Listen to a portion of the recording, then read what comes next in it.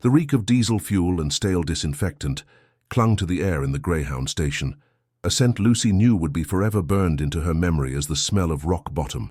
The hard plastic of the bench was cold and unforgiving against her aching back, a constant, nagging reminder of the hours they had been sitting there, adrift.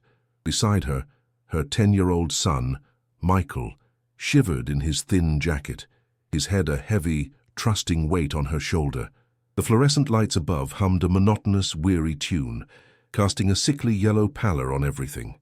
A distorted voice crackled over the intercom, announcing a bus to a place she'd never heard of, for people who had somewhere to go. Lucy clutched the cracked vinyl handles of their 2 suitcases, containing the entire compressed wreckage of their lives. A wave of nausea rose in her throat.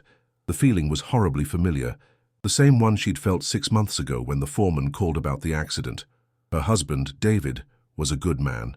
His hands, calloused from years of construction work, had always been so gentle with her and Michael. Then, one poorly explained accident involving faulty scaffolding had stolen him from them. The grief was a physical weight, a crushing presence that made it hard to breathe, but the debts were a rising tide that drowned them. Hospital bills, funeral costs, unpaid rent. Her work as a seamstress, mending clothes for neighbors on her old Singer machine, brought in a pittance. It wasn't enough. It was never enough. She could still hear the landlord's voice, devoid of sympathy, as he taped the eviction notice to their door. She remembered the final sickening click of the lock turning behind them, sealing their old life away forever. Now, the memory was a fresh, open wound, and the cold reality of the bus station was the salt being rubbed into it. Her hand, trembling slightly, dipped into her coat pocket and closed around the last of their money. She didn't need to count it. She'd already done so 100 times, but the ritual was a form of self-punishment. She pulled out the meager collection of paper and metal. One $20 bill, worn soft at the creases. 1 a 5. 5 wrinkled $1 bills. She could feel the sharp edges of the few coins left in the bottom of her pocket without looking. $40. $40 stood between her son and the cold, indifferent night of a town where they knew no one. The paper felt flimsy and powerless in her grasp, a pathetic shield against the catastrophe that had become their life. Her stomach twisted into a tight, painful knot, a hunger she refused to acknowledge because Michael had to eat first. Always. She glanced down at her son. His eyes were closed, his breathing soft and even, but she knew he wasn't really asleep. He was trying to be brave for her, carrying a burden no 10-year-old should ever have to bear.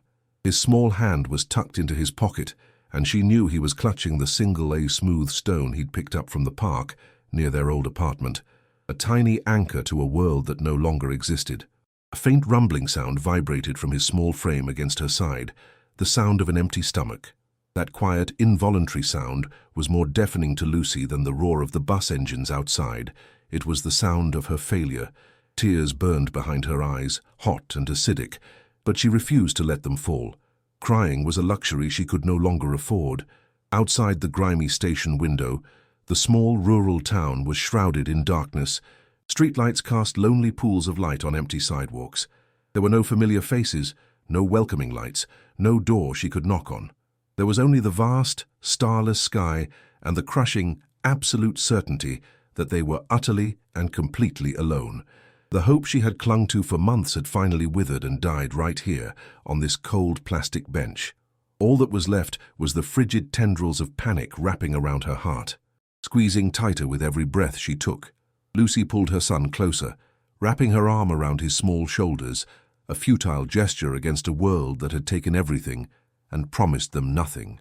She stared out into the darkness, and for the first time, saw nothing but more darkness ahead. Just as the last dregs of her resolve began to curdle into pure despair, a piercing ring cut through the station's low hum. A payphone, mounted on the grimy wall, was ringing. It rang again, insistent. Hesitantly, Lucy approached it, her heart thumping a nervous rhythm against her ribs. Who could possibly be calling her here? With a trembling hand, she lifted the cold, heavy receiver. The voice on the other end was clipped, professional, and utterly devoid of warmth.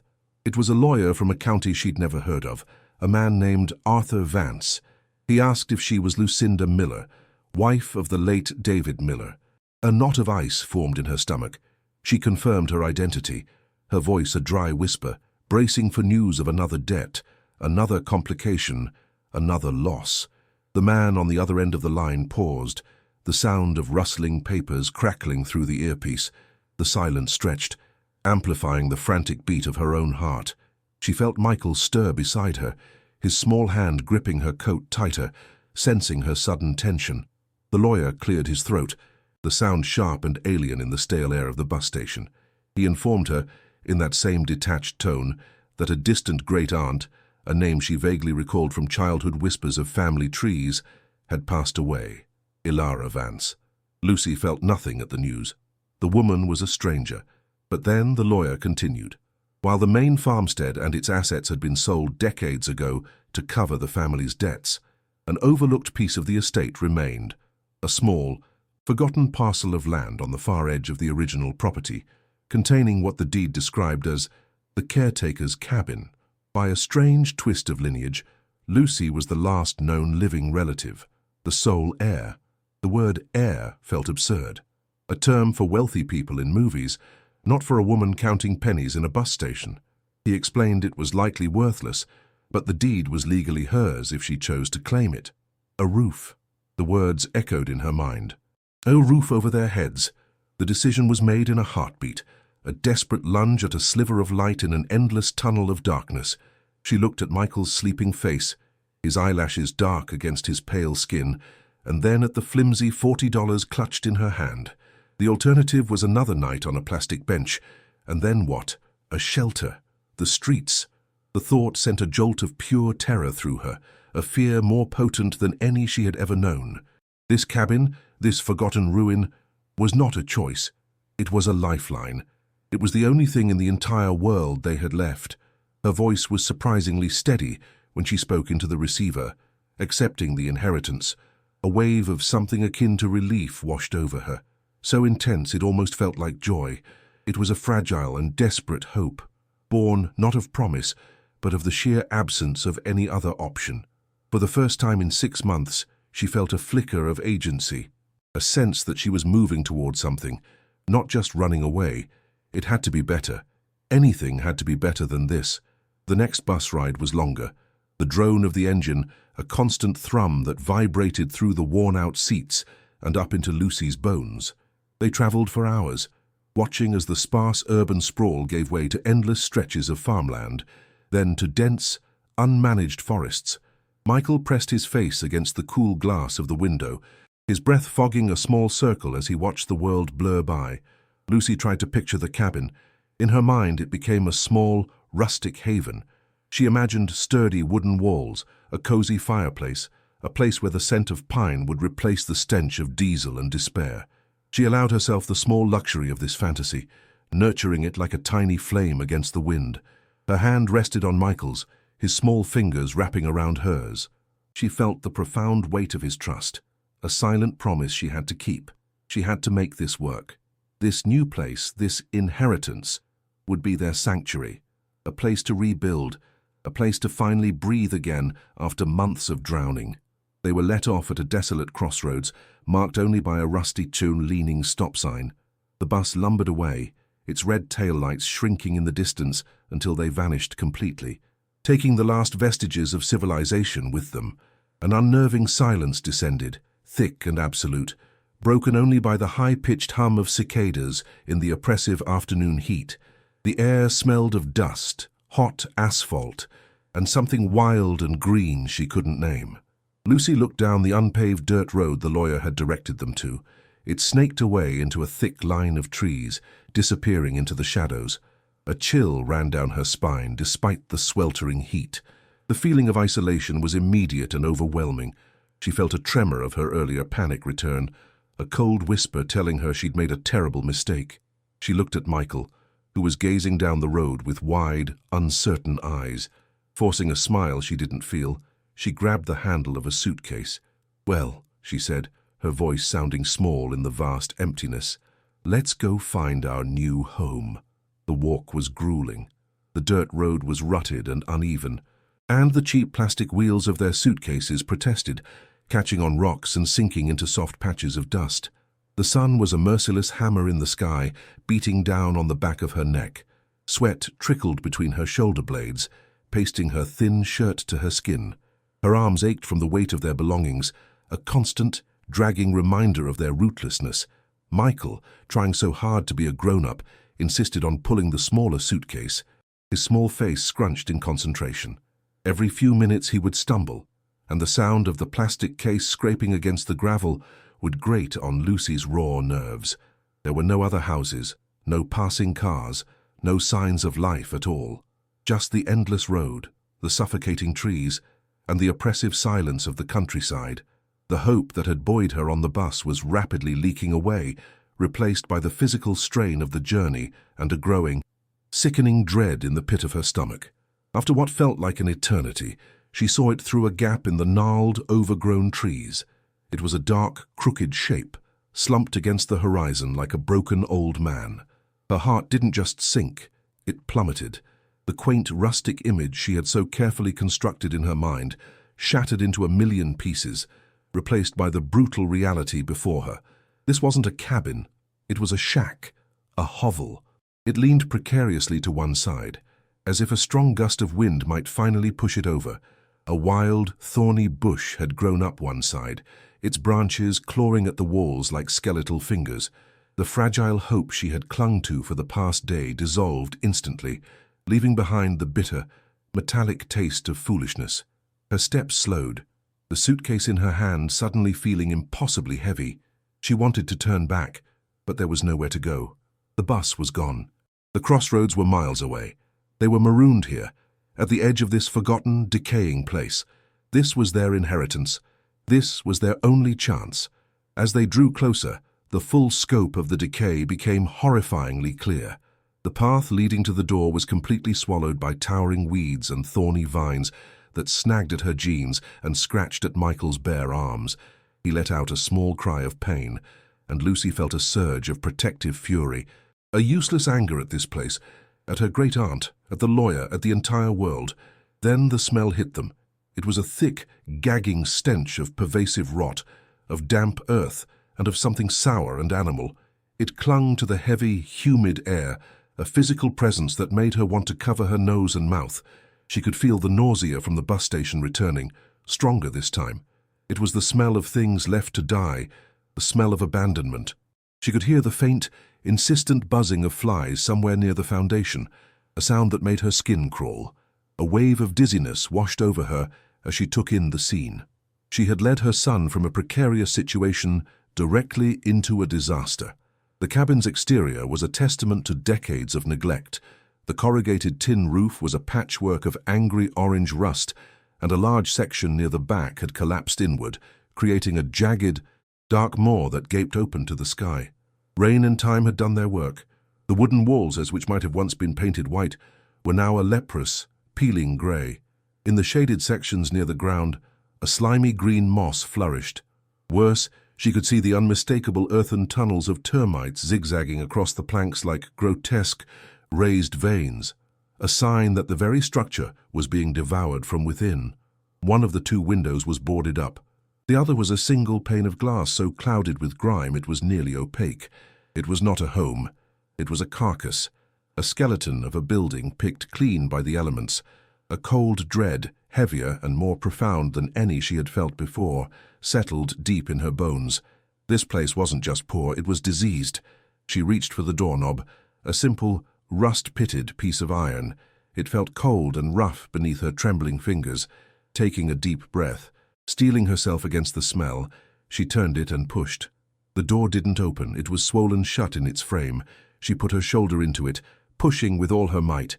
With a gut-wrenching shriek of tortured wood and metal, the door scraped open just enough for them to squeeze through. The darkness inside was startling, a stark contrast to the bright sun. It was a heavy, suffocating blackness, and the stench of mold and mildew was so concentrated it was like breathing in spoiled earth. It caught in the back of her throat, a taste of filth and decay. She felt Michael press himself against her leg, his small body trembling. Her own heart was a frantic drum against her ribs. She was afraid to step forward, terrified of what her feet might find in the oppressive gloom of this forgotten, rotting space. The cabin felt like it was holding its breath, waiting. As her eyes slowly adjusted, the horror of the interior began to reveal itself. A single beam of dusty light cut through the gloom, streaming down from the gaping hole in the roof and illuminating a scene of absolute squalor. The air was thick with dancing dust motes, so dense it looked like a ghostly, silent blizzard. Her first step inside was met with a soft, yielding sensation under her shoe, and she instinctively recoiled. A section of the floorboards had rotted through, creating a damp, spongy trap. She felt a chill spread through her body, a primal fear of the unseen and the unsound. This place wasn't just abandoned. It felt malevolent, actively hostile to their presence. The single grimy window let in a weak, jaundiced light that did nothing to dispel the shadows clinging to the corners of the single room. It only served to highlight the filth and the ruin, painting everything in a sickly, depressing hue. This wasn't a shelter. She had a sudden, terrifying thought that it felt more like a tomb. Her gaze swept across the single, miserable room. In one corner stood the skeletal frame of a rusted iron bed, its mattress a stained, lumpy horror that looked like it had been savaged by animals. A small, three-legged table lay on its side, one of its legs snapped clean off. Beside it, a single wooden chair had collapsed into a pile of splintered wood. The walls were a geography of neglect, streaked with long, dark water stains where rain had bled through the rotten roof and walls. In several places, the plaster had crumbled away, revealing the dark, damp latticework beneath. It looked like the cabin had open sores. Lucy could see the silvery, glistening trails of snails on the dampest parts of the wall near the floor. The sheer, comprehensive nature of the ruin was breathtaking. It was as if every single part of the cabin had conspired to fail at once, to surrender completely to the forces of nature and time, leaving behind only this husk. There was nothing here to salvage, nothing to fix, nothing. The silence in the cabin was a heavy blanket, muffling the world outside, but it wasn't empty. It was filled with tiny, terrifying sounds. A faint, persistent scratching from within the walls told her they were not alone. Rats or some other vermin had already claimed this place as their own. The sound made her skin prickle with goosebumps. From the corner directly beneath the hole in the roof, the steady plink, plink, plink of water, dripping from a rafter into a dark puddle on the floor, echoed with maddening regularity, a constant reminder of the cabin's brokenness. The wind, finding its way through a dozen unseen cracks in the walls, created a low, mournful whistle, like a sad, lonely ghost. She held her breath, listening, and felt the oppressive weight of the quiet press in on her.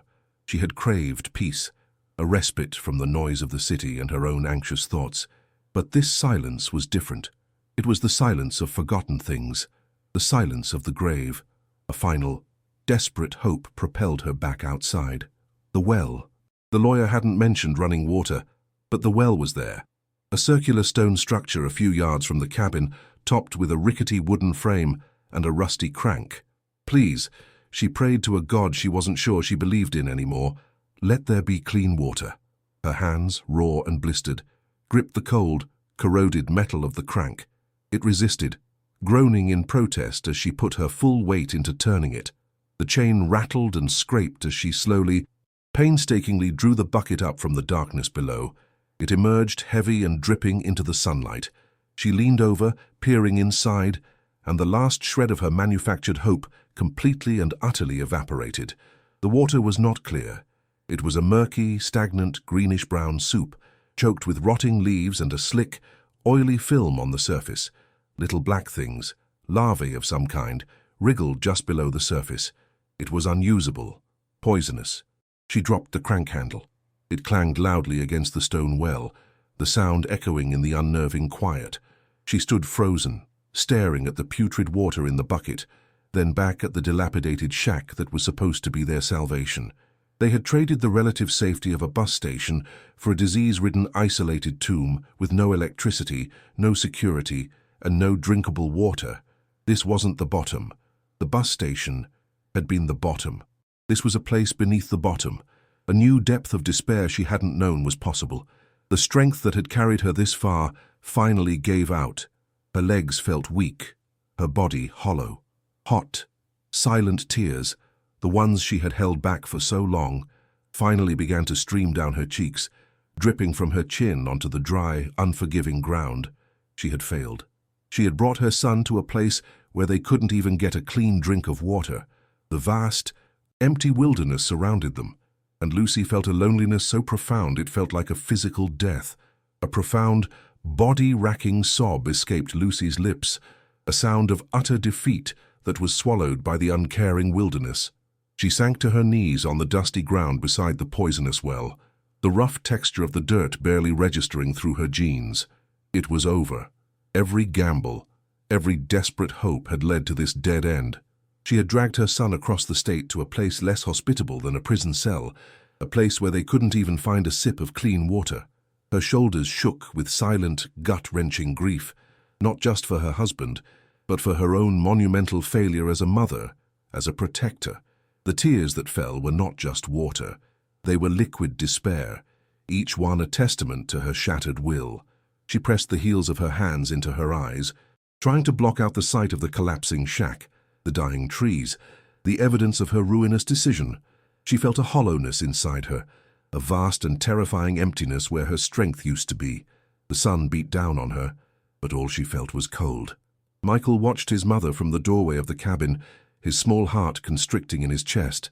He had never seen her cry like this, not even after his dad was gone. Her weeping was silent, which was somehow worse than screaming. It was the sound of someone breaking apart from the inside. He felt a desperate, childish urge to fix it, to make her stop hurting. He looked around the filthy room, at the piles of debris and the thick layer of dust that covered everything. His gaze landed on a long, flat piece of splintered wood from the broken chair, almost like a paddle. An idea, simple and direct, formed in his 10-year-old mind. If the mess was making her sad, he would clean it. He would make it better.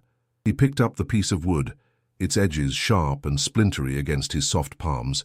It was heavy, but he gripped it like a sword, his small face set with a fierce determination. He would fight this dirty, sad place.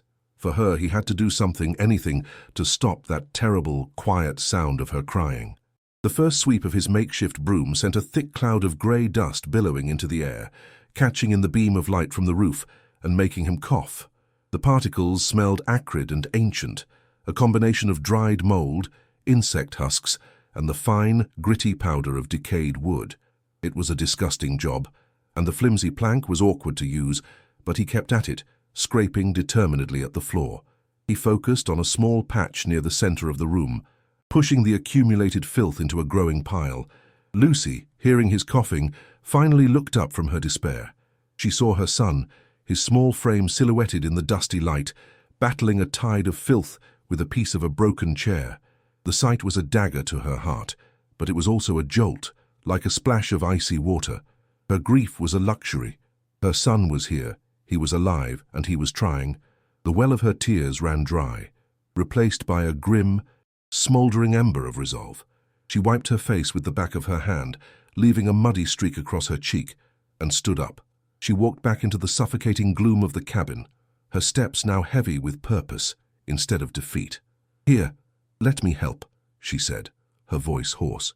Michael looked up, his face smudged with dirt, and gave her a small, hopeful smile. The simple gesture nearly broke her again, but she held herself together. She found another, smaller piece of board and knelt down, joining him in the thankless task. The scraping sound of their two planks against the floorboards was a small, rhythmic defiance against the oppressive silence. They worked without speaking, a mother and son united in a single, desperate act of claiming this wretched space. With each push of her board, Lucy felt a tiny fraction of her powerlessness recede. She wasn't just sweeping dirt. She was pushing back against the despair, fighting for a foothold in the wreckage of her life. The air remained thick with dust, but now it felt like the dust of battle, not of surrender. They would not let this place bury them, not without a fight. The physical effort was grueling, but it focused her mind away from the crushing weight of her fears. Michael, emboldened by his mother's presence, worked with renewed vigor. He scraped and pushed, managing to clear a small area of the floor, revealing the true color of the wood beneath the grime. It was a dark, water-stained pine, but it was solid. It was a floor. Stepping back to admire his tiny patch of progress, his worn-out sneaker caught on the edge of an adjacent floorboard. He stumbled forward, catching himself on the wall before he could fall completely. "Whoa," he breathed out, his heart giving a little jump. He looked down to see what had tripped him. It was a single plank, no different in appearance from the others, but his foot had pushed it down, and it had sprung back up slightly, now sitting a fraction of an inch higher than its neighbors. He frowned, a knot of curiosity forming in his mind. He'd walked all over this floor already, but this one spot felt different. It had given way under his weight in a way the others had not. The cabin was full of things that were broken, but this felt less broken and more loose. He reached down, his fingers touching the rough, splintery surface of the board. He pushed on it. The plank sank under the pressure with a low, groaning creak, a sound distinctly different from the high-pitched shrieks of the other rotten spots. This wasn't the soft, spongy feel of decay. It was a firm, springy resistance, as if something were pushing back from underneath. A thrill, a mix of fear and excitement, shot through him. "Mom," he called out, his voice quiet. "Mom, look at this." Lucy, busy wrestling a thick spiderweb from a corner, sighed, assuming he'd found another horror, a dead mouse or a particularly large insect. "What is it, sweetie? Be careful." But the tone of his voice, the focused intensity, made her pause. "No, it's weird," he insisted, pushing on the board again. "Listen." He pressed down hard, and the cabin was filled with a low, resonant thump, thump. It was a hollow sound, a deep, empty echo coming from beneath the floor. A chill that had nothing to do with the cabin's dampness traveled up Lucy's spine. She walked over and knelt beside Michael on the gritty floor, her own weariness forgotten, replaced by a sudden, sharp attentiveness. The board did look different, now that he'd pointed it out. The gaps on either side were slightly wider, and the nail heads at the ends were not sunk into the wood, but sitting flush, as if they had been pulled and replaced. She pressed down on it herself. The board moved, and she felt the vibration of that same, distinctively hollow sound travel up her arm. Her heart began to pound a nervous, frantic rhythm against her ribs. What was under there? A chill of dread washed over her. An old cistern, a collapsed cellar, a nest of something awful. Her mind raced through a dozen terrifying possibilities, but beneath the fear, another feeling began to bloom, something she hadn't felt in months. A raw, powerful curiosity. The cabin was no longer just a ruin. It was now a container for a secret. "It sounds empty," Michael whispered, his eyes wide, reflecting the dusty light from the hole in the roof. He was right. It wasn't the sound of dirt or rock. It was the sound of a chamber, a void. Lucy's gaze darted around the squalid room. Her eyes landed on their suitcases. Slumped against the wall like tired refugees, an idea sparked. "Stay here," she murmured, her voice tight. She went to the larger suitcase and unzipped a side pocket. Her fingers brushed against the familiar, worn fabric of her sewing kit before closing around something hard and cold. She pulled out an old kitchen knife, a sturdy paring knife she'd packed out of habit, its blade thin but strong. It wasn't the right tool, but it was the only tool they had. She returned to the loose board, the cool metal of the knife handle feeling solid and real in her trembling hand. A new loop of questions had opened, and she was compelled to find the answers. What was making that sound, and why was it hidden? She wedged the tip of the knife into the crack alongside the board. The fit was tight. She pushed, wiggling the handle back and forth, using the blade as a tiny crowbar. For a moment, nothing happened. The wood was old and stubborn. She could feel the strain in her wrist, the metal of the blade bending slightly under the pressure. Gritting her teeth, she put her weight into it. There was a sharp, cracking sound as a splinter of wood gave way. Then a rusty screech as an old nail began to pull free from the joist below. Michael watched, holding his breath, his hands clenched into small fists. Slowly, painstakingly, Lucy worked her way down the length of the plank, prying and leveraging. The air filled with the scent of freshly broken ancient wood, a smell that was cleaner and sharper than the surrounding decay. Her knuckles were white, her muscles screaming, but she didn't stop. She had to know what was underneath. The possibility, however faint, of something other than more misery drove her onward with a feverish strength. With one final, desperate heave, the last nail gave way with a loud groan, and the board came free in her hands. She tossed it aside, revealing not a dark pit of dirt, but a perfectly square, darker section of wood beneath. Her breath caught in her throat. It was a trapdoor, a flush-fitting, deliberately crafted hatch, its existence completely masked by the floorboard she had just removed. In the center of the square was a small, recessed ring of rusted iron, made for a finger to pull it open. This was no accident. This was not the result of rot or time. This was intentional. Someone, a long time ago, had built a secret place inside this cabin and had gone to great lengths to ensure it was never found. A fresh wave of adrenaline surged through her. The fear was still there, a cold knot in her stomach, but it was now overshadowed by a dizzying, heart-pounding sense of discovery. Who had built this? And what were they so desperate to hide? Her fingers, smudged with dirt and grime, hooked through the cold iron ring. She pulled. It was heavy, far heavier than she expected, and swollen with dampness. It didn't budge. "Help me," she gasped to Michael. He scrambled over and put his small hands next to hers, hooking his fingers through the ring as well. "On 3, she said, her voice a strained whisper. 1, 2, 3. They pulled together, their combined strength focused on that single point. For a heart-stopping second, nothing happened. Then, with a deep, shuddering groan of wood against wood, the trapdoor began to lift. It scraped against the frame, fighting them every inch of the way. As it opened, a puff of air escaped from the darkness below. It was not the damp, musty smell of the cabin. This was a different scent, the dry, sterile smell of stale, trapped air, of paper and cloth and time itself, sealed away for decades. It was the scent of a story that had been waiting patiently in the dark to be told. Finally, the heavy door swung all the way open, resting against the floor with a solid thud.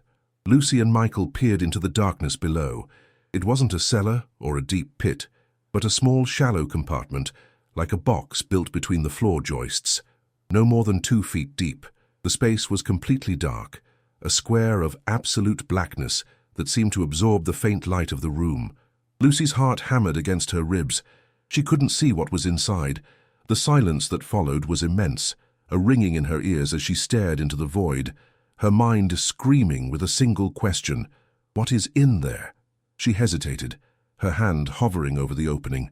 A primal fear of reaching into the unknown, of what her fingers might touch, the cold skin of a dead thing, the slick bodies of snakes, held her frozen for a beat. But the need to know was stronger. She had come this far. She couldn't stop now. She had to see what this long-buried secret was. Taking a shallow, shaky breath, Lucy lowered herself to her stomach, craning her neck to get a better angle and allow more light into the hole. The dusty beam from the ceiling was too far away, but the ambient light from the open cabin door provided just enough illumination to turn the absolute blackness into a murky grey. She could just make out shapes within the compartment. There was a bundle, wrapped in some kind of dark, stiff-looking cloth, taking up most of the space. It was rectangular and bulky, and next to it, something else, a smaller shape. It was a book, just a book. A wave of anticlimax washed over her, a flicker of disappointment. After all that effort, was it just some old trash someone had hidden? But why hide it so carefully? Why the false floorboard, the heavy trap door? No, it had to be more than that. It had to be. The weight of her desperate hope, a hope she didn't even realize she was holding, pressed down on her. Her fear battled with her resolve. Finally, the latter won. With her heart pounding a deafening rhythm in her ears, she reached her arm down into the cold, dusty darkness of the compartment. Her fingers brushed against the wrapped bundle first. The cloth was stiff and cool, with a strange, waxy texture that felt alien under her touch. It confirmed her initial thought. Waxed cloth, meant to protect its contents from the dampness that had consumed the rest of the cabin. This was a package meant to survive. This was deliberate preservation. Her fingers traced its shape. It was hard-edged, dense, and unnervingly heavy. She gripped it, her muscles straining as she began to lift it from its resting place. It was far heavier than she'd anticipated, a dead weight that spoke of substance, of density. It was not trash.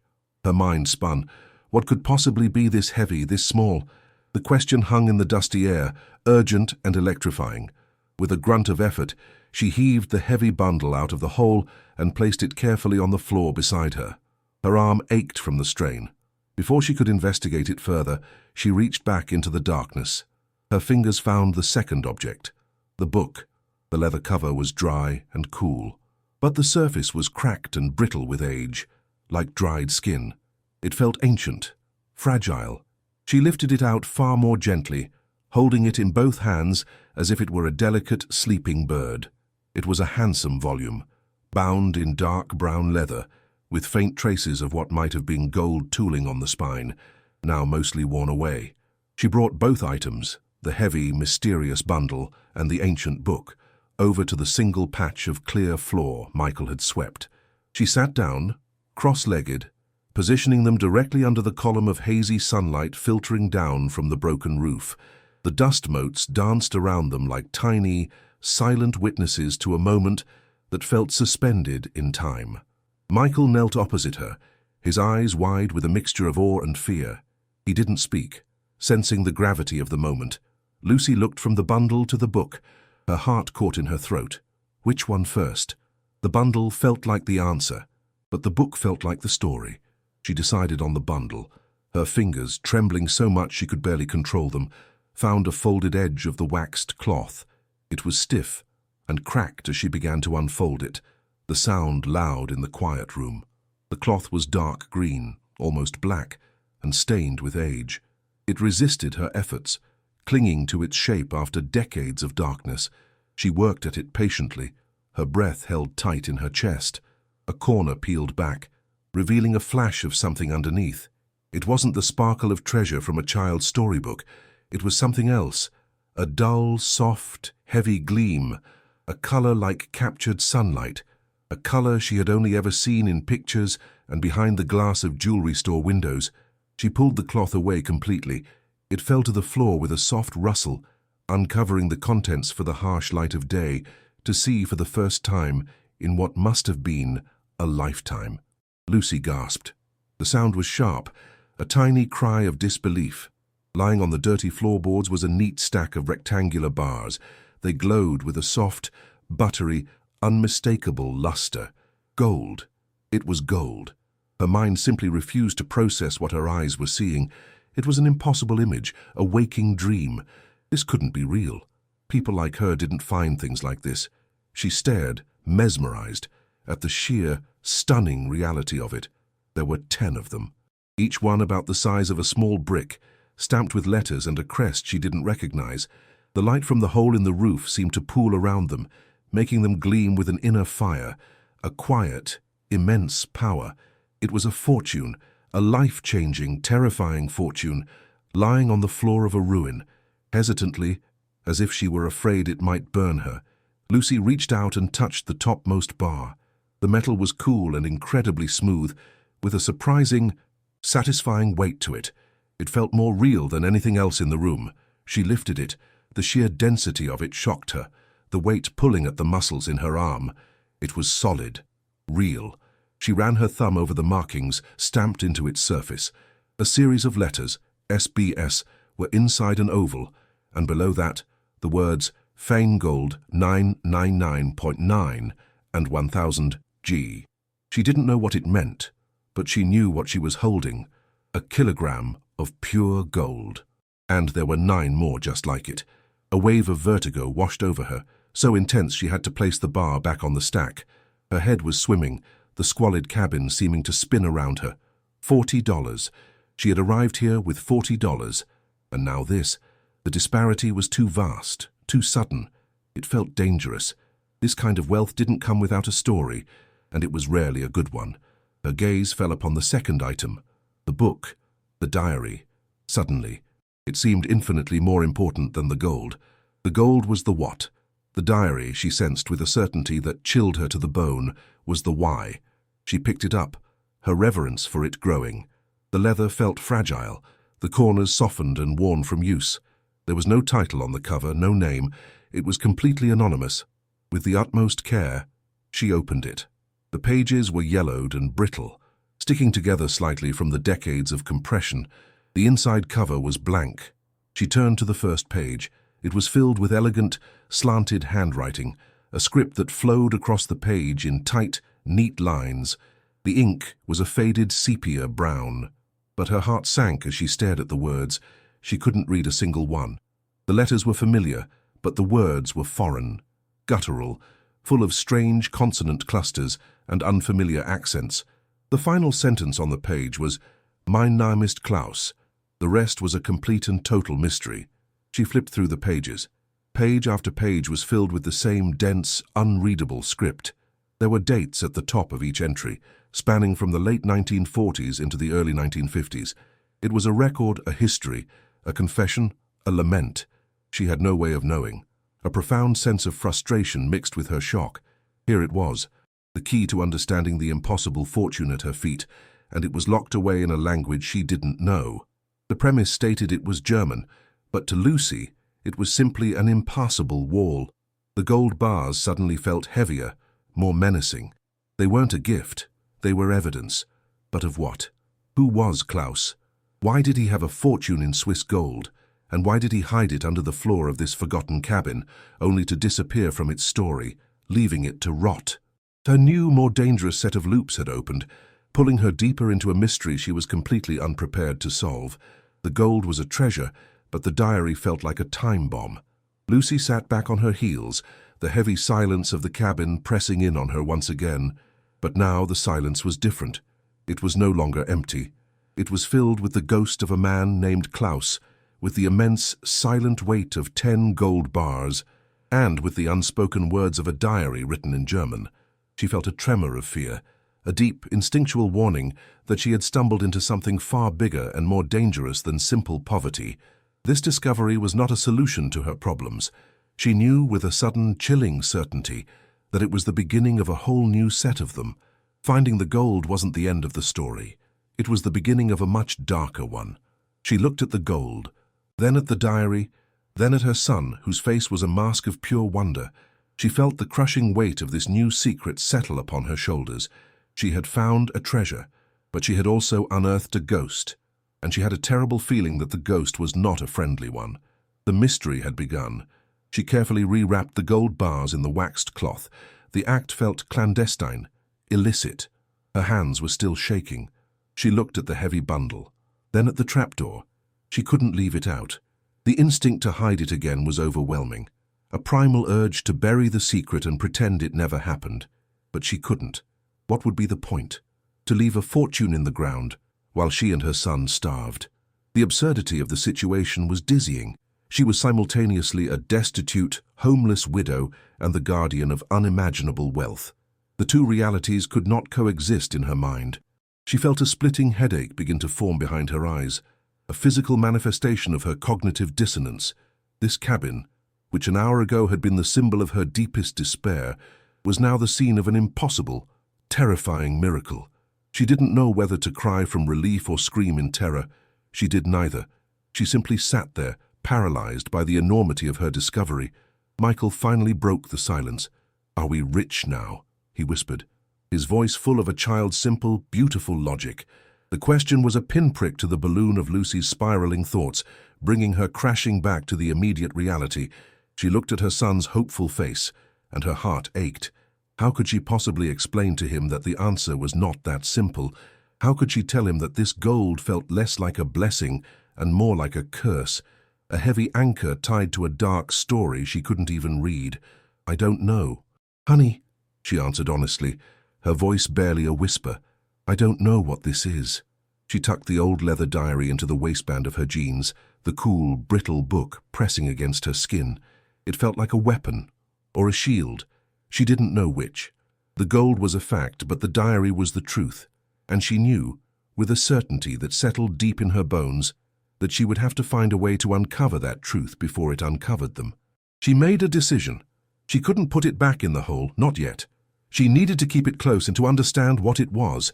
She carefully placed the rewrapped bundle of gold into her largest suitcase, burying it beneath their meager collection of clothes. The irony was bitter. Her suitcase, once a symbol of her homelessness, now contained a fortune that could buy a dozen houses. She closed the lid of the trapdoor, the heavy wood settling back into its frame with a deep, final-sounding thud. She then slid the loose floorboard back over it. The fit wasn't perfect anymore. A tiny, almost imperceptible gap remained. To anyone else, it would be invisible. But to Lucy, it was a glaring beacon, a constant reminder of the incredible, terrifying secret that now lay just beneath the surface of their new life. The cabin was no longer just a ruin. It was a vault, and she was its unwilling keeper. The survival phase was over. The mystery was now fully in control. Lucy stood up, her body aching from the work and the tension. The single beam of sunlight had shifted, now illuminating a different patch of the filthy floor. The cabin seemed darker, the shadows in the corners deeper and more menacing than before. Every creak of the old house, every whistle of the wind through the walls, now sounded like a footstep, a whisper. The isolation that had felt oppressive before now felt actively dangerous. Who else knew about this? Did the lawyer, Mr. Vance, have any idea? Did her long-dead great-aunt know she was living on top of a treasure?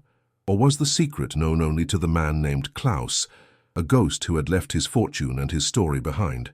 The questions multiplied, each one more unsettling than the last. She felt a sudden, desperate need to get out of the cabin, to breathe air that wasn't thick with dust and secrets. The small, claustrophobic space felt like it was closing in, the walls whispering warnings she couldn't understand. She took Michael's hand, his small fingers wrapping tightly around hers. His presence was the only solid thing in her swirling vortex of shock and fear. "Let's get some air," she said, her voice strained.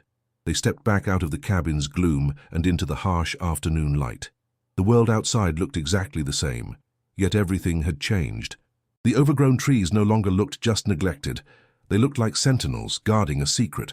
The dirt road leading away from the cabin no longer felt like a path to nowhere. It felt like an escape route. Her senses were heightened, every sound amplified. The buzzing of the cicadas sounded like an alarm. She scanned the tree line, a paranoid feeling crawling over her skin. Were they being watched? The thought was absurd, but she couldn't shake it.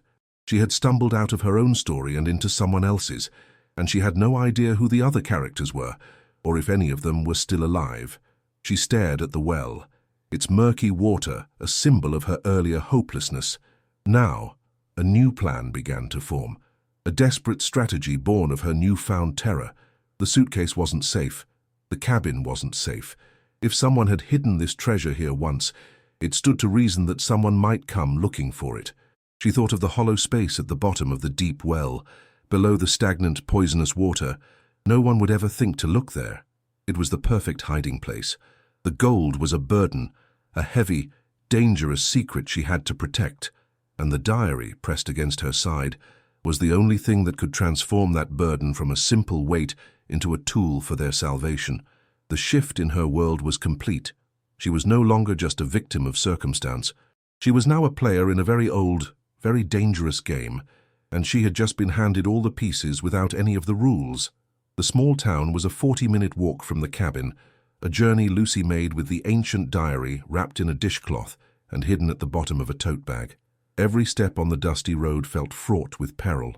The weight of the secret was a physical ache in her shoulders, a constant, humming anxiety in her veins. She felt exposed under the vast, open sky, certain that unseen eyes were watching her from the dense woods. The town itself was a sleepy collection of brick buildings, a single blinking traffic light, and a town square with a weary-looking statue. She found the address the lawyer had given her for his own office, but she walked right past it. Her destination was the small public library, a place she prayed would hold a key. She asked the librarian, a woman with kind eyes and a tired smile, if she knew anyone who could read German. The librarian paused, then mentioned a name, Professor Abernathy, a retired linguist from the State University who lived just 2 blocks away. A fragile hope began to bloom in Lucy's chest, fragile and thorny. Professor Abernathy's house smelled of lemon polish, old paper, and pipe tobacco. He was a small, bird-like man with a shock of white hair and thick glasses that magnified his inquisitive eyes. He led her into a study where books climbed the walls from floor to ceiling, a fortress of forgotten words. Lucy felt her heart pounding against her ribs, a frantic drumbeat of fear and hope. She sat in a worn leather armchair that sighed under her weight. With trembling hands, she unwrapped the diary and placed it on his cluttered desk. "I found this," she said, her voice a dry rasp. "I don't know what it is, but I think it's important. I was told you might be able to help." The professor picked it up with a reverence that calmed her slightly. He ran a gentle finger over the cracked leather cover, his expression one of pure academic curiosity. He opened it, his eyes scanning the first page. A small, intrigued smile touched his lips. "Ah, yes," he murmured. "Old German script, current schrift. Very elegant. Let's see what our author has to say for himself." Lucy waited. Her hands clenched so tightly in her lap, her knuckles were white. The only sounds in the room were the ticking of a grandfather clock in the hall and the soft rustle of the brittle pages as the professor turned them. She watched his face, a landscape of shifting emotions. His initial scholarly interest slowly morphed into something else. A furrow appeared between his brows. His smile faded, replaced by a line of grim concentration. He would read a passage, then pause, looking into the distance as if translating not just the words but their weight. A knot of ice formed in Lucy's stomach. This was not a simple farmer's journal. After what felt like an eternity, he looked up at her, his magnified eyes dark with a new, somber understanding. He cleared his throat. "It begins as you'd expect," he said, his voice low. The author introduces himself. "My name is Klaus Richter. My name is Klaus Richter." He writes about arriving in America in 1948, a gardener seeking a new life after the war, but he didn't come here just to plant roses. The professor adjusted his glasses, his gaze fixed on a page deep within the diary. He worked for the original owner of the entire farmstead, a man he calls Judge Aldridge. At the name, a jolt went through Lucy, a shock of recognition that made the fine hairs on her arms stand up. The Aldridge family. The name was on the road sign leading to this area.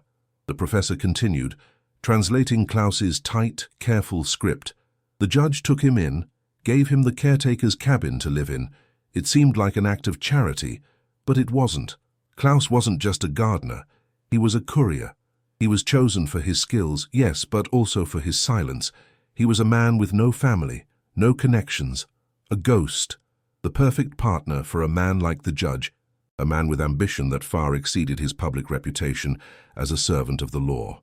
Lucy felt a cold dread seep into her bones. The story was beginning to connect, and the picture it was painting was dark and terrifying. She leaned forward, barely breathing, hanging on every word. The professor's finger traced a line on the page, his voice dropping to a near whisper as he translated the most damning passage. "Here, he says the judge had contacts, a network that stretched back into the ruins of the Third Reich. They weren't smuggling art or documents. They were smuggling assets. Gold." The word hit Lucy like a physical blow. Nazi gold. Her mind flashed to the heavy, gleaming bars hidden in her suitcase.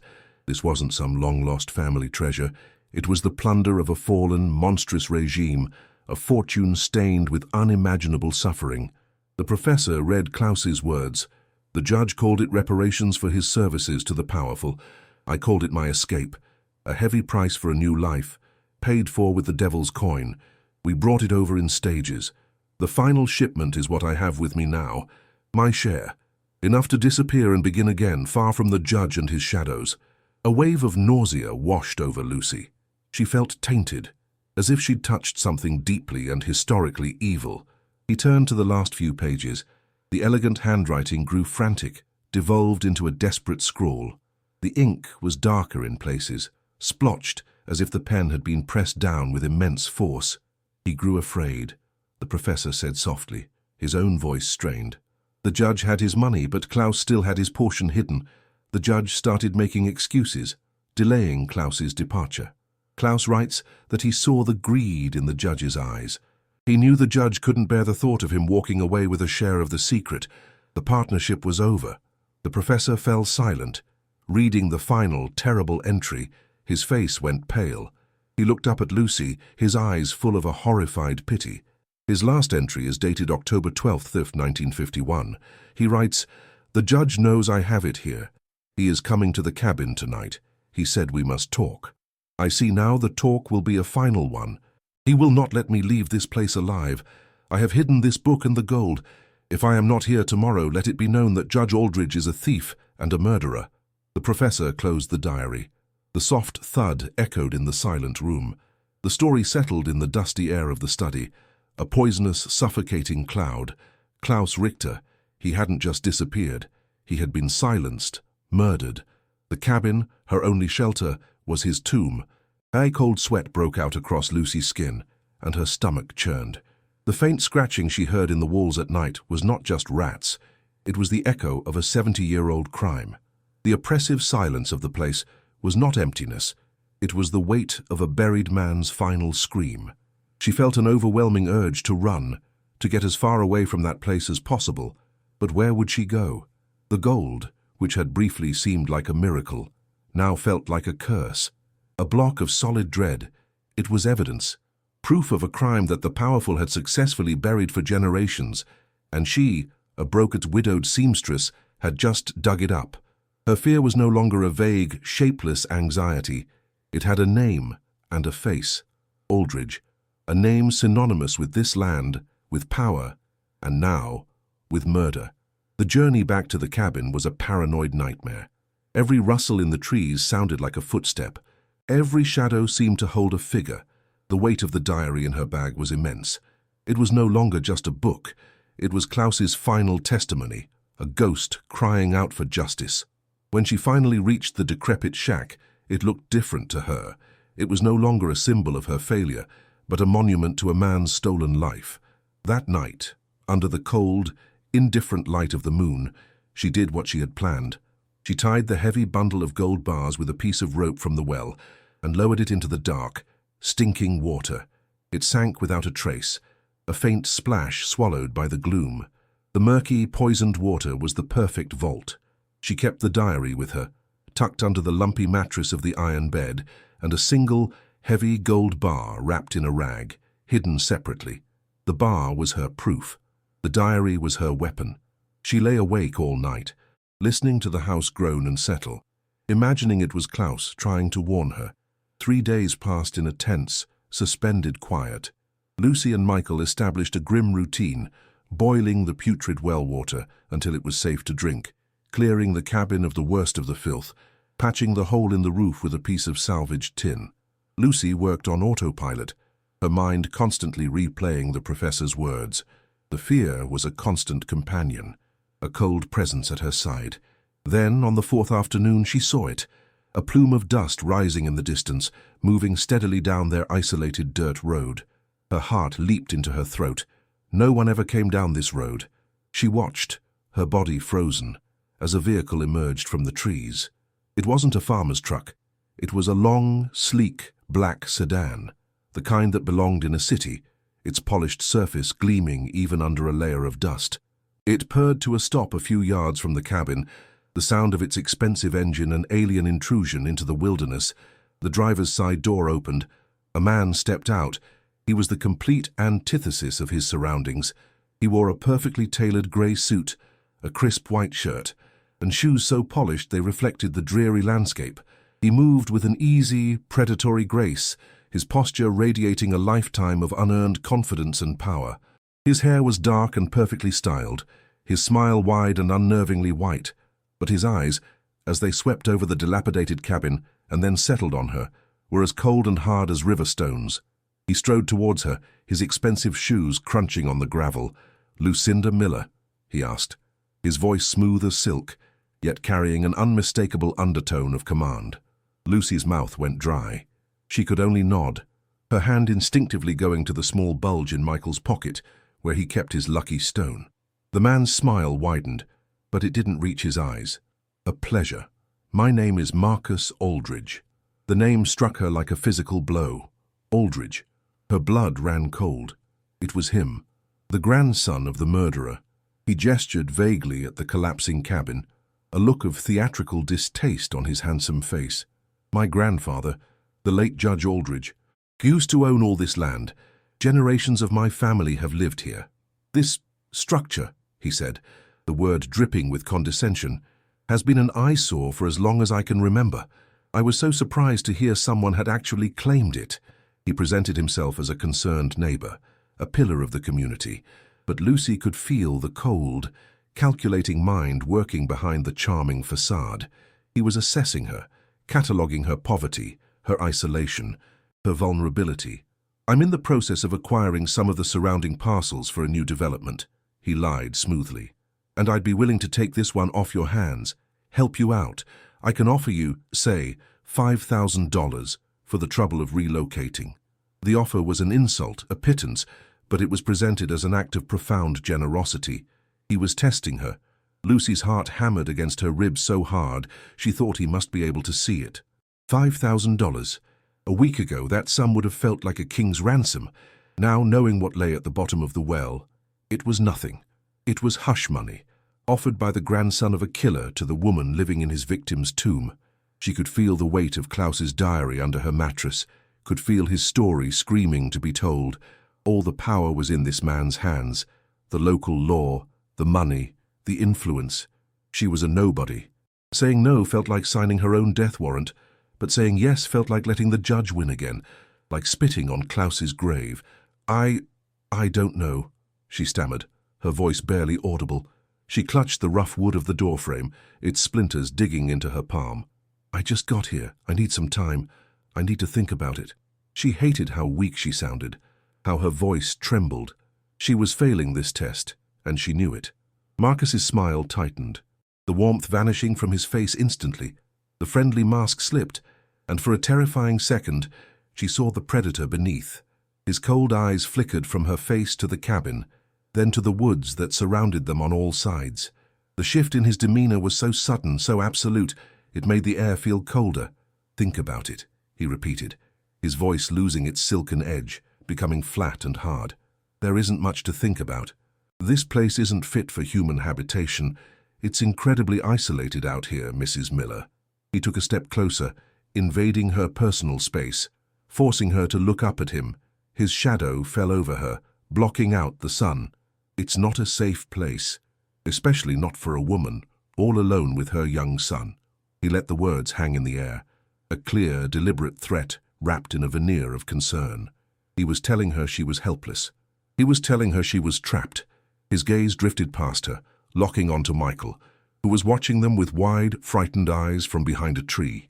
Marcus's cold smile returned, but this time it was all menace. So many things can go wrong out here, he continued, his voice a low, confidential murmur that was more terrifying than a shout. Faulty structures. The well water isn't clean. There are snakes. He paused, letting each danger sink in. A series of calculated psychological blows. Then he looked directly into her eyes, his expression chillingly devoid of any emotion. And accidents happen, all the time. He leaned in closer, his voice dropping to a conspiratorial whisper that made her skin crawl. Your husband. He worked in construction, wasn't that right? Scaffolding, I heard. A terrible, terrible tragedy. The mention of David was a poisoned blade, twisted with deliberate cruelty. It was a message. He was telling her that he knew everything about her, that he was powerful enough to create tragedies, and that he would not hesitate to create another one. Marcus straightened up, his face once again a mask of pleasantries. He patted his suit as if brushing off the grime of her existence. You think about my offer, he said, his voice back to its smooth, commanding tone. I'll be in touch. He turned and walked back to his gleaming black car without a backward glance. The engine started with a low growl, and the car pulled away, disappearing down the dirt road and leaving a cloud of dust to settle over the cabin. Lucy stood frozen, her hand pressed to her mouth, the metallic taste of fear in her throat. The threat lingered in the air, more real and menacing than the cabin's decay. She was no longer just a poor widow who had stumbled upon a secret. She was a target. The ghost of Klaus Richter had a new companion in this haunted place, the looming shadow of his killer's grandson. She knew with absolute certainty that he would be back, and he would not ask so nicely next time. The choice she faced was no longer about a fortune. It was about survival. What would you do in her place? Would you run for your life, leaving justice and the truth buried forever, or would you stay and fight an enemy who holds all the cards? The sound of the engine faded into the distance, leaving a silence that felt louder and more threatening than the noise it replaced. Lucy stood frozen on the rotten porch. Marcus Aldridge's final words, "Accidents happen," echoing in the oppressive quiet. It was no longer a threat. It was a promise. The dust his expensive car had kicked up began to settle, coating the weeds and her worn shoes in a fine, gritty film.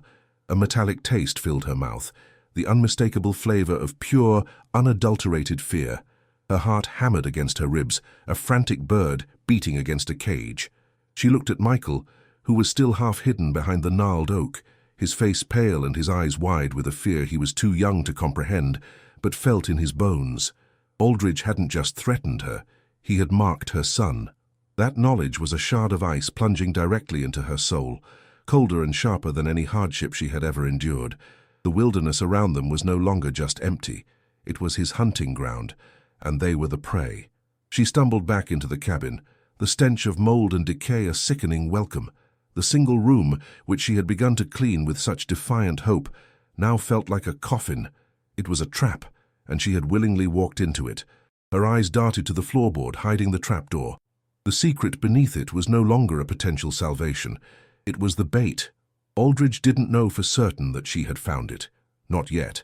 But his suspicion was a death sentence in itself. The weight of his presence lingered in the air, a greasy film of cologne and menace. A wave of nausea, potent and crippling, rose in her throat. She gripped the edge of the rusted iron bed frame, her knuckles turning white. As the cabin seemed to tilt and spin around her, her breath came in short, ragged gasps. The feeling of being watched was a physical sensation, a prickling on the back of her neck. He was gone, but he was everywhere. His power radiated from the town, through the woods, and seeped into the very walls of this shack. That night was an eternity of listening. She didn't dare light a lamp, plunging them into a primal darkness broken only by a sliver of pale, accusatory moonlight through the grimy window. Every sound was magnified, distorted by her terror. The groan of the old wood settling was the creak of a floorboard under a heavy boot. The wind whistling through the cracks was a conspiratorial whisper. The scratching of a rat in the wall was the sound of someone trying to get in. She lay on the lumpy mattress, fully clothed, with Michael curled against her. She held him tightly, her arm a protective barrier against the world of monsters that had suddenly been revealed. His warm, steady breathing was the only anchor in her storm of fear. She stared into the suffocating blackness, her ears straining, waiting for the sound of the returning car, for the heavy footstep on the porch. Sleep was an impossible luxury. She was a soldier on watch, guarding her son from a ghost story that had just become terrifyingly real. The next day dawned grey and oppressive. The sun was a dull, hazy disk behind a blanket of clouds, offering no warmth, only a dreary illumination of their plight. A suffocating inertia had taken hold of Lucy. Fear was a physical weight, pressing down on her chest, making every breath an effort. She spent the morning watching the empty dirt road from behind the grimy window, her body coiled like a spring. Every gust of wind that stirred the leaves, every bird that took flight, sent a jolt of adrenaline through her system. The cabin felt less like a shelter and more like a cage, and the endless woods were its bars. Marcus Aldridge's handsome, cruel face was burned into her mind. She could hear his silken voice, feel the chill of his veiled threats. She was trapped, isolated, with a secret big enough to get them killed and no one in the world to turn to. The crushing loneliness she'd felt at the bus station returned, but this time it was laced with a chilling, imminent sense of danger. She was no longer just alone. She was being hunted. Late in the afternoon, a new kind of desperation began to burn through the fog of her fear. They were almost out of matches. It was a small practical problem, but it represented a critical failure. No matches meant no boiled water, no small fire for warmth against the damp night chill. It meant surrender. She couldn't let that happen. She remembered, on the walk from the crossroads, seeing a thin tendril of wood smoke rising from a spot much further down the road, maybe a mile past their turnoff. A neighbor. It was a terrifying gamble. Approaching a stranger in this hostile territory felt reckless, but staying here, paralyzed and waiting for Aldridge to return, was a certainty of doom. She had to do something. She had to move. The thought of another human being, someone not named Aldridge, was a tiny, flickering light in her vast darkness. She would go, not just for matches, but for a sign, any sign, that she and Michael weren't completely and utterly alone in this predator's kingdom. The walk was a torment of raw nerves. She held Michael's hand, his small fingers a fragile link to her courage. "We're going to meet a neighbor, sweetie," she lied, her voice a strained imitation of nonchalance. The lie tasted like ash in her mouth. She was leading him away from one danger, and for all she knew, directly into another. The main road was just as deserted as her own, a dusty ribbon winding through dense, silent woods. Every crunch of their feet on the gravel sounded like a gunshot in the quiet. She kept glancing over her shoulder, her heart leaping at the sight of her own shadow. The air was heavy and still, thick with the scent of pine and the hum of insects. It felt charged with unseen electricity, as if the whole landscape was holding its breath, waiting. She had the horrifying feeling of being watched from the dark woods, of unseen eyes following their progress. Her hand tightened on Michael's, her palm slick with sweat. This errand for matches felt like a desperate trek through enemy territory. After 20 minutes of tense walking, she saw it. The property was set back from the road, a small clearing carved out of the wilderness. It was nothing like her ruin. A small weathered cabin stood straight and true, with a neat plume of white smoke rising from a stone chimney.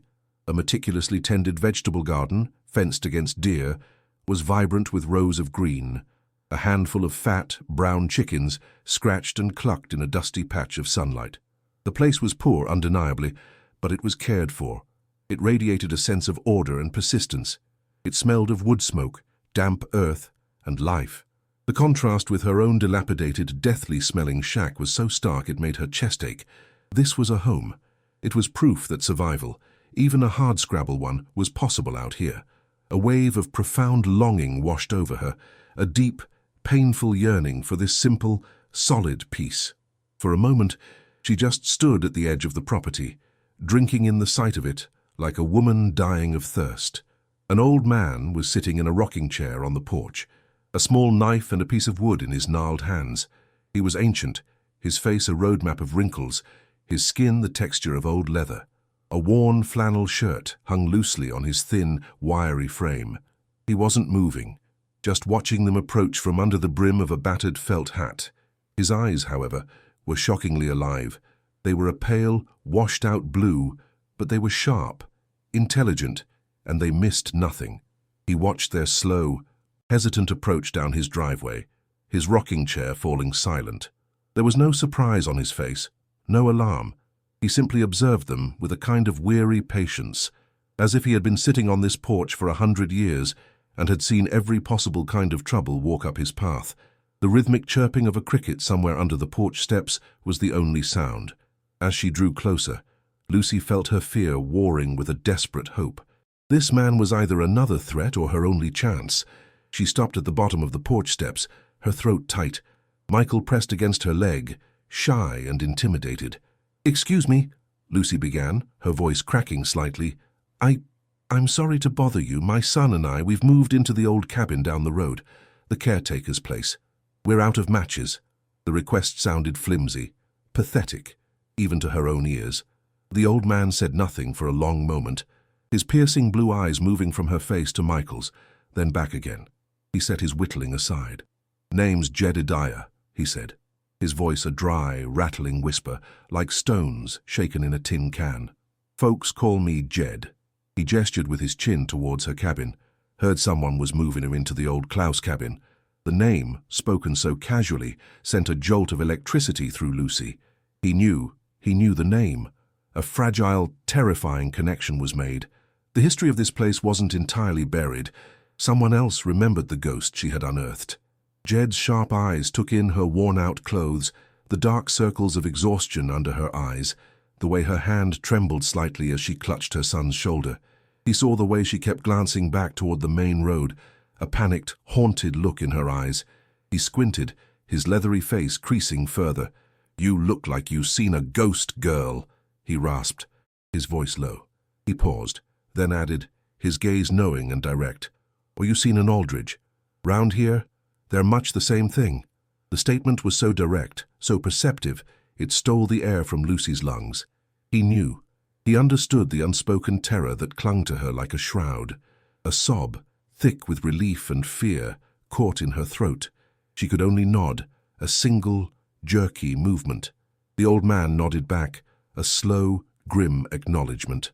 The decades of history, of secrets and power and fear, passed between them in that silent exchange. He wasn't just a neighbor, he was a witness. "Marcus," she finally whispered, the name itself feeling like a betrayal. "Marcus Aldridge. He paid me a visit yesterday." Jed was not surprised. He picked up his piece of wood again, not to whittle but just to hold, his thumb rubbing over its smooth surface. Figured he would, he muttered, his gaze fixed on the distant tree line.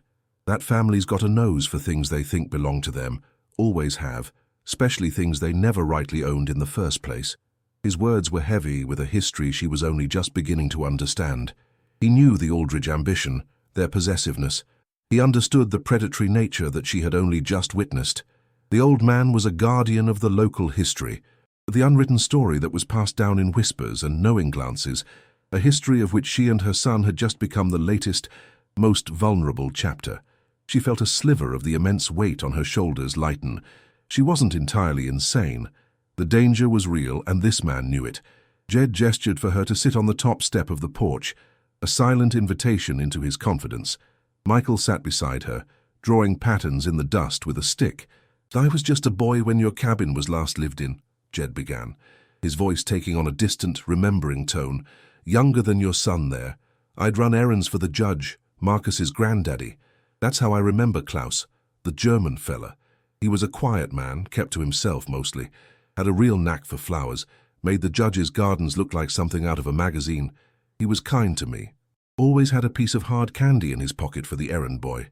Jed's eyes seemed to look past the trees and into a past that was more vivid to him than the present. He was describing the man from the diary, giving flesh and bone to the ghost that haunted her. Klaus was no longer just a name on a page. He was a quiet gardener who was kind to children. The thought made the injustice of his end even more painful. Then, one morning, he was just gone, Jed continued, his voice dropping. Judge Aldridge told everyone Klaus got homesick, packed his bags in the middle of the night, and went back to Germany. Folks around here just accepted it. Weren't their business. Jed stopped and spat a stream of tobacco juice into the dirt beside the porch. The act was one of pure disgust. Never sat right with me. Or my daddy. He did odd jobs for the judge, you see. Carpentry, repairs. He was a quiet man, my daddy. But he saw things. And he heard things. Jed's hand, gnarled and spotted with age, tightened on the piece of wood he was holding. He was no longer just telling a story. He was giving a testimony, unburdening himself of a secret he had carried for 70 years. The air grew heavy with the weight of his confession, and Lucy leaned in, her entire being focused on his next words, knowing they were the key to everything. "One night," Jed whispered, leaning forward so she had to strain to hear his rattling voice. "My daddy came home late from a job at the main house. He was white as a sheet, shaken like a leaf in a high wind. Said he'd been out in the barn, fetching some tools, and he heard the judge and Klaus in the garden. They were screaming at each other, a terrible, terrible fight. Daddy couldn't make out all the words, but he heard money, and my share, and you can't leave." Jed paused, his pale eyes locking onto Lucy's. "The next morning, Klaus was gone, and the judge, he came by our place and gave my daddy a whole $20 bill, a fortune back then. Told him it was a bonus for his hard work, told him to forget he'd seen him out by the caretaker's cabin so late that night. The implication was clear, cold and horrifying. It was blood money, bribe money, to purchase a man's silence about a murder." Jed shook his head, a slow, sad movement. "My daddy, he took the money. He had a family to feed, but it haunted him till the day he died. He always said the judge hadn't just fired Klaus. He said he'd silenced him." Jed spoke the word as if it were a physical object, heavy and poisoned. That's the word he used. Silenced. Put him in the ground somewhere. Nobody would ever think to look. The Aldridges, they're gardeners, all right, but they don't prune flowers. They prune people, anything, or anyone. If that gets in the way of their power, they just cut it away. Snip, gone. A truth, a man's life. It's all the same to them. Just something to be trimmed and buried. The finality in his voice was chilling. This wasn't a suspicion, it was a certainty, a truth that had been festering in this small community, unspoken for decades. The entire Aldridge dynasty was built upon a foundation of theft and murder. A cold, terrible realization dawned on Lucy. "But the police? The sheriff?" she asked, her voice barely a whisper. The question seemed naive, foolish, as soon as it left her lips. Jed let out a short, harsh, humorless laugh that devolved into a coughing fit. He wiped his mouth with the back of his hand. Sheriff Thompson, girl. His daddy was the sheriff back then, and his daddy before that. The Aldridges don't just have money, they have roots. They put the sheriff's family in office and they keep them there. Going to the law in this county ain't nothing, but reporting back to the fox that you found a hole in the henhouse fence. They ain't the law, they're the gatekeepers. The final piece of the puzzle clicked into place. There was no local help. There was no authority to appeal to. She was utterly and completely on her own, surrounded on all sides by the Aldridge network of power and corruption. There was no safe harbor here. Jed's gaze became sharp, intense. The family's always had a story, he murmured, leaning closer again. A legend. The judge, when he'd get deep into his cups, he used to boast about a nest egg he'd secured.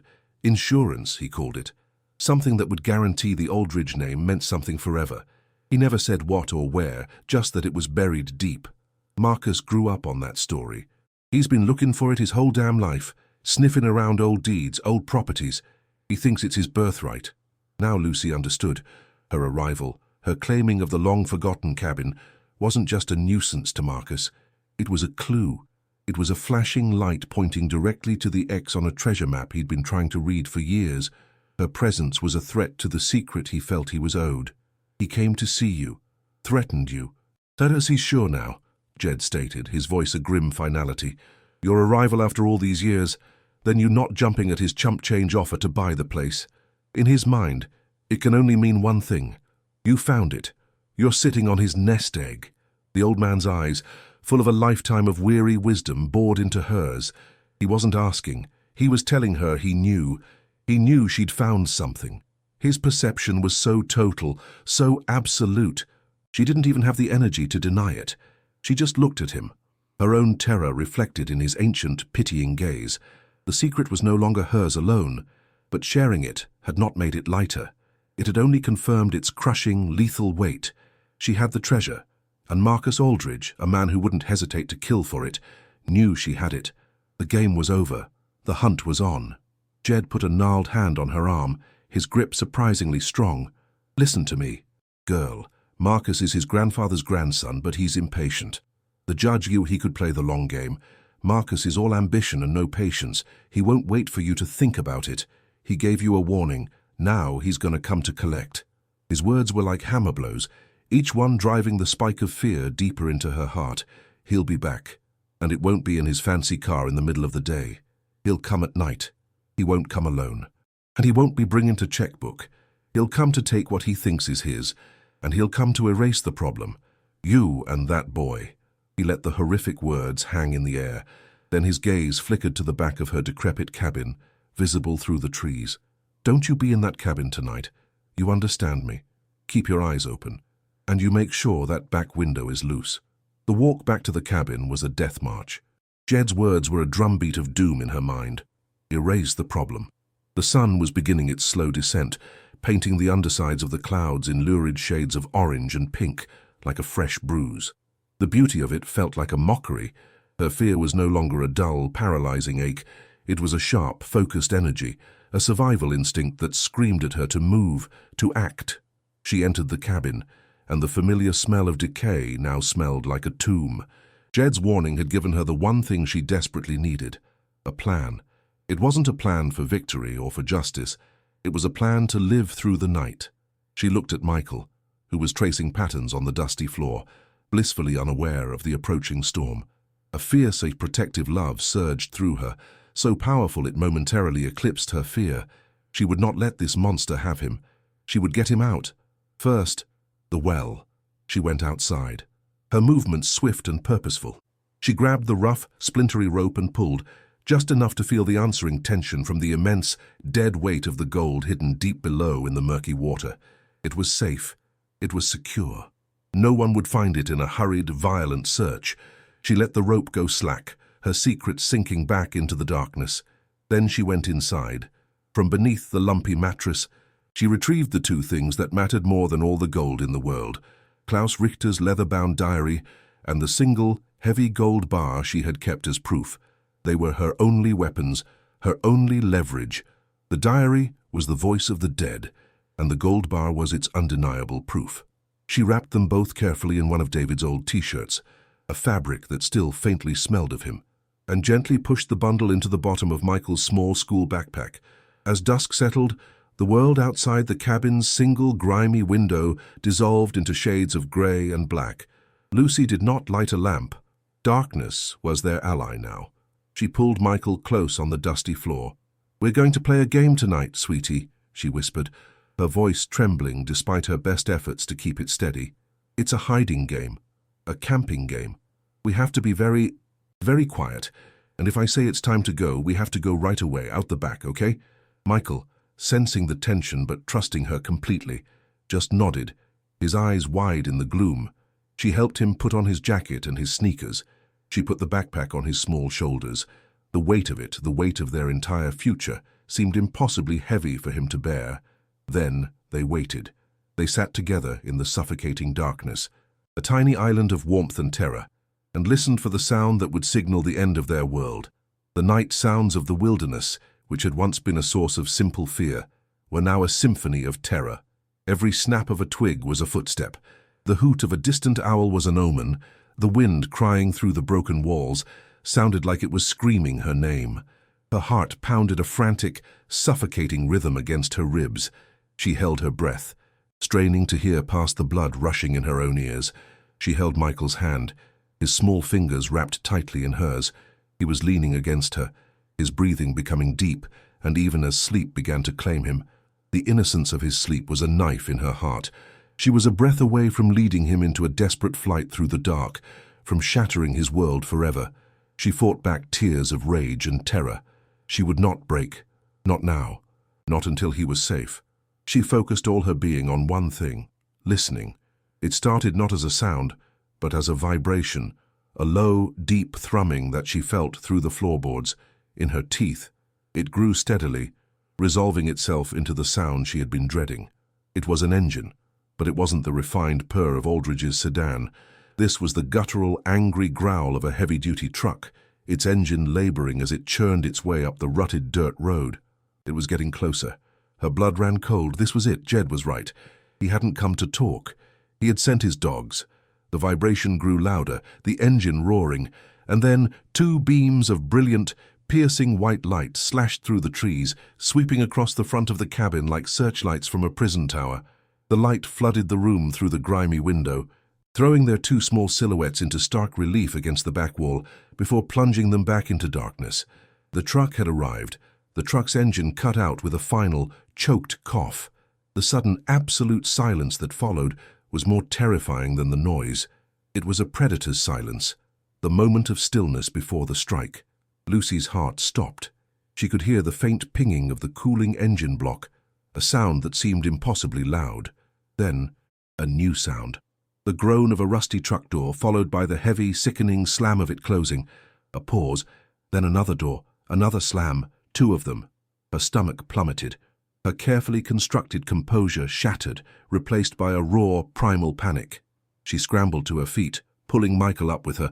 "Michael, wake up, now!" she hissed, her voice a frantic, desperate whisper. He was groggy, confused, his eyes blinking in the darkness. "The game. Michael, the game is starting now. We have to go, we have to go." Rough, male voices murmured from outside, low and gravelly. They were just on the other side of the thin, rotten wall. She couldn't make out the words, just the tone, a flat, ugly confidence. The sound of heavy boots crunched on the gravel and the dry leaves. They were on the porch. A heavy thud vibrated through the cabin as one of them kicked the door, testing its strength. "I said to search the whole damn place," one of the voices growled, clear now. "Said to turn it inside out. If they're in there, we're supposed to convince them to leave." The other man laughed, a short, brutal sound devoid of humor. Lucy's blood turned to ice. There was no time. They were coming in. She had seconds. Her mind was screaming. The window. The window. Jed's words. She grabbed Michael's shoulders, her grip frantic, and spun him toward the back wall. "The window, Michael, go," she urged, her voice breaking. The back window was boarded up, but as Jed had advised, she'd spent a precious hour that afternoon prying the old nails loose, resetting them just enough to hold the planks in place. She slammed her shoulder against the topmost board. It gave way with a crack of splintering wood and fell outward into the weeds. Night air, cold and smelling of damp earth and pine, rushed into the suffocating cabin. A square of dark grey, star-dusted sky opened up before them. It was their only way out. Behind them, she heard the splintering of wood as the front door began to give way under a renewed assault. There was no more time for gentleness. She grabbed Michael, shoving him unceremoniously through the narrow rectangular opening. He cried out, a small gasp of surprise and pain as his body scraped against the rough, splintered frame. He landed in the soft, weedy ground below. Before he could even get his bearings, Lucy was clambering out after him. She threw her legs over the high sill, ignoring the sharp pain as a long splinter dug into her thigh. She dropped to the ground, landing hard on her hands and knees. The sting of the impact barely registered. At that exact moment, a thunderous crash erupted from inside the cabin as the front door was kicked clean off its hinges. A brilliant, powerful flashlight beam cut a swath through the dark interior, sweeping across the empty room. "Hey, they're gone! The back window!" a voice roared. Lucy didn't wait to hear more. She scrambled to her feet, grabbed Michael's hand, and pulled him with all her might into the absolute blackness of the woods. "Run!" she hissed. The word a desperate prayer, they ran, blindly, their feet catching on unseen roots, thorny vines tearing at their clothes and skin, running from the angry shouts and toward the faint, impossibly distant glimmer of light that marked Jed's homestead, the last hope in their world. They burst through the tree line into the clearing, their lungs burning, the sound of their own ragged gasps deafening in the sudden quiet of Jed's homestead. Thorny branches had torn at their clothes and skin, leaving angry red scratches on Lucy's arms and a tear in Michael's jacket. Lucy's heart was a wild drum against her ribs, a frantic rhythm of pure terror. Jed was already on his porch, a shotgun held loosely in his gnarled hands, his sharp eyes fixed on the darkness from which they had emerged. He didn't ask what happened. He knew. "Get in the truck," he rasped, his voice a low, urgent command that cut through Lucy's panic. "Now, both of you." He didn't move toward the house, but toward an old, rust-pocked Ford pickup parked beside the barn. The air was cold, smelling of pine and imminent violence. Lucy shoved Michael into the cab, the worn vinyl of the bench seat cold against his legs, before scrambling in after him. The definitive slam of the heavy truck door was the sound of a door closing on her old life forever. Jed turned the key, and the old engine coughed, sputtered, and roared to life. The journey was a blur of darkness, and the monotonous thrum of the truck's old engine, vibrating through the floorboards and up into Lucy's bones. Jed drove without headlights for the first 2 miles, navigating the winding dirt roads with a familiarity born of a lifetime of habit. The only light was the pale, ghostly glow of the moon on the gravel. Lucy clutched the backpack on her lap, the sharp corner of the gold bar and the brittle leather of the diary pressing against her, a constant heavy reminder of the stakes. Michael, exhausted by terror and the desperate run, had finally succumbed to sleep, his head a heavy weight against her shoulder, his small snores a fragile sound in the tense silence of the cab. The air was thick with the smell of old oil, dust, and Jed's quiet, simmering fury. Lucy stared out at the endless ribbon of dark highway stretching before them, each mile putting more distance between them and the murderous rage of Marcus Aldridge. For the first time, she felt they were not running from something, but towards it. Dawn was breaking as they reached the state capitol, the sky shifting from a bruised purple to a cold clinical grey. The city rose from the flat plains like a strange, concrete forest, its buildings tall and indifferent. Jed navigated the unfamiliar streets with grim determination, his knuckles white on the steering wheel, until he parked in front of a monolithic structure of glass and stone.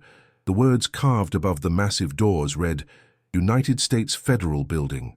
Lucy's breath caught in her throat. The scale of the building was intimidating, designed to make a person feel small and insignificant. A wave of doubt washed over her. Who were they, a penniless widow and a dirt-poor old man, to walk into such a place with their impossible story? Jed saw the hesitation in her eyes. "This is it, girl," he rasped, his voice firm. "The rot in our county goes deep. You gotta go to the root. Now, straighten your back and let's go tell 'em." His courage was a steel rod for her own spine. They walked up the steps, their footsteps echoing into the sterile, silent heart of the law. The FBI agent was a young man named Peterson, his face a mask of professional skepticism. He listened patiently in a small, windowless room that smelled of stale coffee and bureaucracy, his eyes betraying nothing as Lucy, her voice trembling, recounted the story. She spoke of the eviction, the cabin, the loose floorboard, and the diary. It was when she unwrapped the single gold bar from its rag and placed it on his polished wooden desk that his expression finally changed. The bar landed with a soft, definitive thud, a sound of immense weight and undeniable reality. Its dull, heavy glow seemed to absorb the room's fluorescent light. Agent Peterson's skepticism evaporated, replaced by a sudden, intense focus. He picked it up, feeling its heft, his eyes examining the Swiss mint marks. Then, with gloved hands, he opened Klaus Richter's diary. He couldn't read the German, but he recognized the faded ink, the brittle pages, and the desperate scrawl of the final entries for what they were, the testimony of a dead man. The air in the room became electric.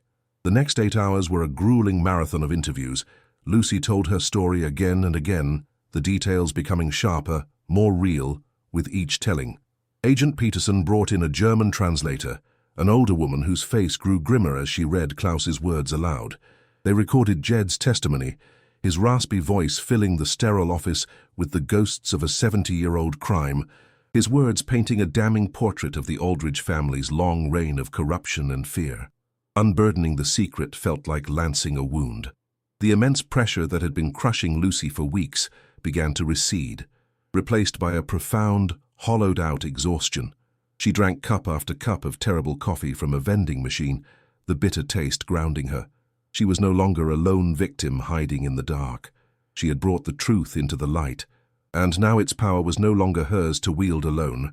For the first time, she felt the fragile possibility that justice was not just a word in a book, but something real and attainable, a force now set in motion. For the next 4 days, they lived in a state of suspended animation. The FBI placed them in a clean, anonymous motel on the outskirts of the city, under a different name. 2 quiet, serious-looking agents were posted in the room next door. After weeks of filth and fear, the simple luxuries felt like a miracle. The hiss of a hot shower washing away the grime of the cabin, the crisp, clean smell of the bedsheets, the solid click of the lock on the door. Lucy watched Michael as he slept peacefully in the other bed, his face relaxed, free from the shadows of fear. He wasn't huddled against her for warmth and protection. He was sprawled out, safe. A wave of relief so powerful it made her knees weak washed over her. She could finally breathe. The constant, thrumming anxiety that had become the background noise of her life subsided, replaced by a tense, hopeful quiet. She had done all she could do. She had handed the ghost of Klaus Richter to the men with the guns and the law on their side. Now, all she could do was wait. On the 5th morning, the story broke. Lucy was watching the local news on the small motel room television when a special report banner flashed across the screen. Her heart leaped into her throat. The reporter stood in front of a familiar, tree-lined driveway. Behind her, the Aldridge family's grand white-columned estate was swarming with dark-suited federal agents. The camera zoomed in on the front door as Marcus Aldridge, his face a mask of apoplectic rage, was led out in handcuffs. He was no longer the picture of tailored power. His suit was rumpled, his hair a mess, his handsome features twisted into an ugly snarl. The metallic click of the handcuffs being secured was audible even through the TV speaker, a sound of absolute finality. The reporter's voice was electric. Influential lawyer Marcus Aldridge has been arrested in connection with a 70-year-old cold case and the recovery of what sources call a significant cache of Nazi-era gold. Lucy sank onto the edge of the bed, tears of pure, unadulterated vindication streaming down her face. 2 weeks later, an official letter arrived, delivered by Agent Peterson himself. It was from the United States Department of Justice. Her hands trembled as she broke the seal. The heavy paper detailed the findings of the investigation. The 10 gold bars, recovered from the bottom of the well, had been positively identified as assets linked to the Nazi regime, smuggled into the country by Judge Aldridge. The diary and Jed's testimony had been enough to secure a warrant and uncover further incriminating evidence at the estate. As per federal law, the assets were now the property of the UAS government. Lucy's heart sank for a moment, the faint, foolish dream of a fortune vanishing. But the letter continued. for her invaluable and courageous assistance in the resolution of a major historic crime and the recovery of the assets. The government had authorized a substantial reward. She scanned the document until she found the number. It was so large, so impossible. Her brain refused to process it. She had to read it 3 times before the reality sunk in. It wasn't a fortune. It was a new world. The sound of the new Singer sewing machine was a gentle, productive hum, a stark contrast to the silence of despair that had once filled her days. Lucy sat on the porch of a newly built, modest but sturdy home, the scent of fresh-cut cedar and drying paint hanging in the air. She wasn't mending torn clothes for pennies. She was crafting a quilt, its bright colors a defiant celebration of her new life. She had bought Jed's homestead, insisting he live with them in the new house she'd had built, a place of warmth and light. Down in the yard, Michael, no longer a pale, frightened shadow, laughed as he chased a flock of clucking chickens, his cheeks rosy with health. Jed sat in his rocking chair, a permanent and beloved fixture on their porch, watching the boy with a contented smile. Lucy paused her work, her hands, no longer trembling with fear, wrapping around a warm mug of coffee. She looked out over the land that had once been her ruin, and now cradled her future. The deep ache of grief for her husband was still there, but it was no longer a drowning tide. She had found far more than Nazi gold buried under a rotten floorboard. She had found her own strength. The land that once represented her deepest despair now held the foundations of her family's future, a testament to the resilience of a single mother who refused to be erased. The memory of the bus station, with its reek of diesel and hopelessness, was a distant, faded photograph from someone else's life. Here, surrounded by the quiet dignity of the woods and the laughter of her son, she had finally found what she had been searching for all along, not a treasure but a home. She had given a voice to a murdered man, and in doing so had found her own. Her story is a powerful reminder that even in the most crushing darkness, an act of courage can be the spark that ignites a fire of truth and redemption. If you were moved by Lucy's journey from the depths of despair to a life of peace and purpose, and if you believe that some stories are too important to remain buried, then subscribe to our channel for more tales of mystery and the incredible power of the human spirit.